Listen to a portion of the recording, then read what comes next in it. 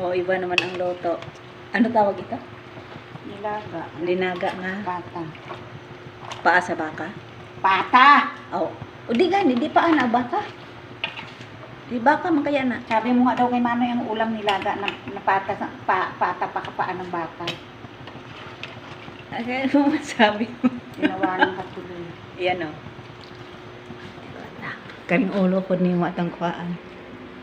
Yan na, sarap. May hilaw pa, iniglagay. Ito, damihan mo sabaw. Mahigop ng bagong nanganak. Itong tagaluto. Ito. Hindi pa ba ito 1 minute?